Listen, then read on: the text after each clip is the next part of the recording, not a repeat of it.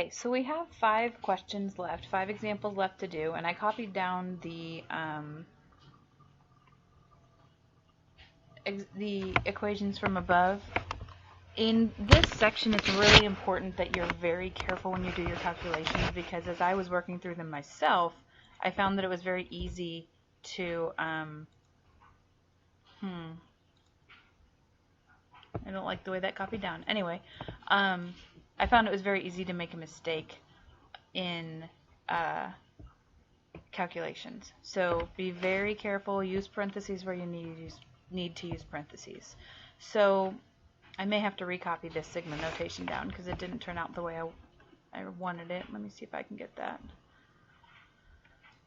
to, oh, no, it's just what happened when we downloaded it from the internet. Okay, well, we'll fix that. So the first problem is finding the sums of a series.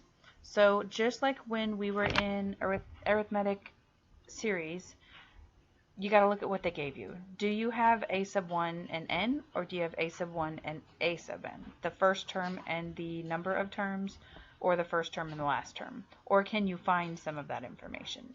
So in this first problem, we have the first term, we have the rate, and we have the number of terms. So we're going to use this first equation. So let's copy that down. And, okay, so we're going to use this equation. We know what these things are. We're looking for the sum when n is 8. So a sub 1 they gave us, that's 36. A sub 1, again, is 36. The rate we were given, so that's 1/3. N we were given, that's 8. The rate, oops, my rate didn't go away here. The rate they gave us, again, it was 1/3.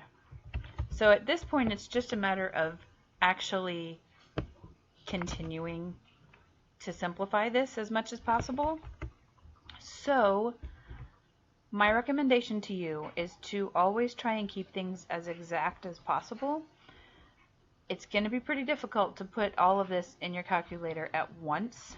So I would focus first on this portion.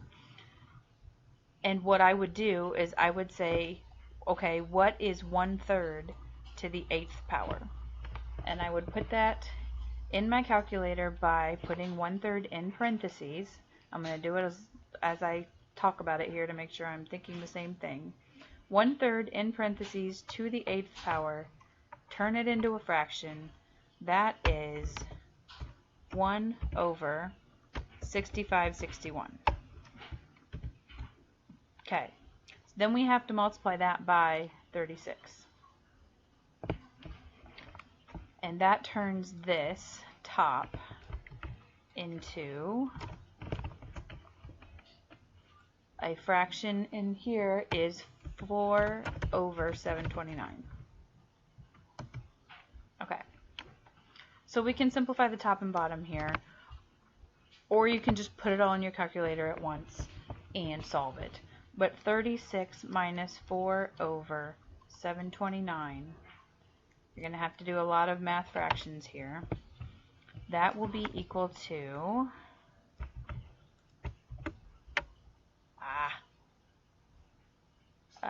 let's see if I can make these super narrow.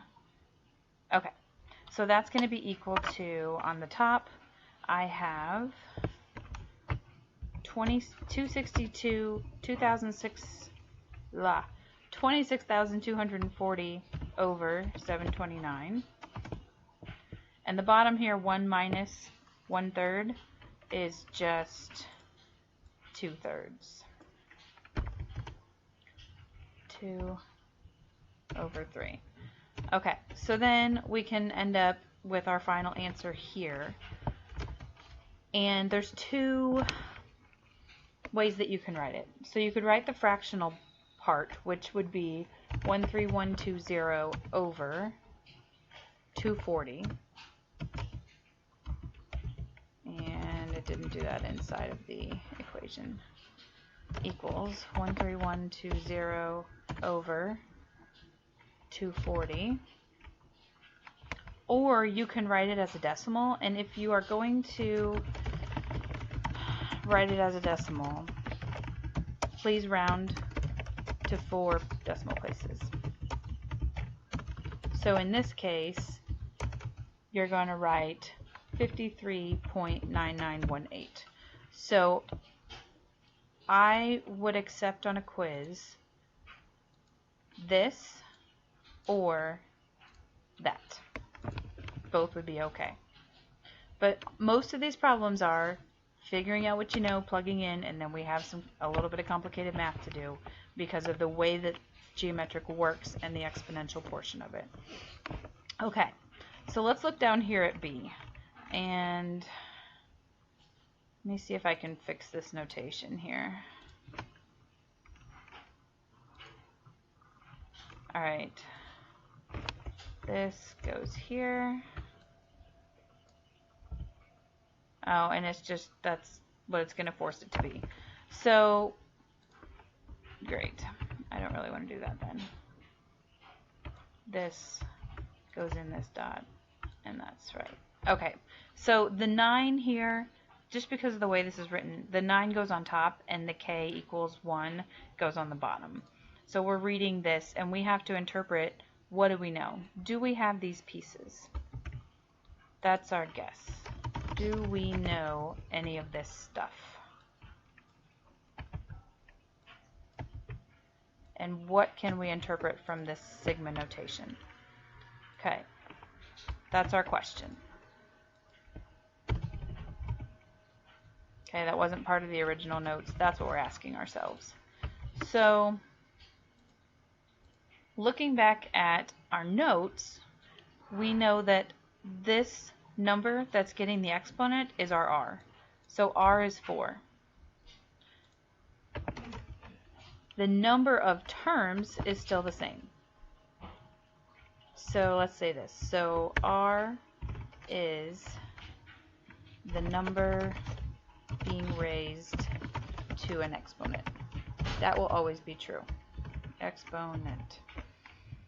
Okay, maybe I'll just put this down here. What else do we? How do we find a sub 1? A sub 1 is always found, and this is how it was found last time too, in case some of you didn't pick up on that. This is what happens when you plug in the bottom number. Similarly, if they give you a sub n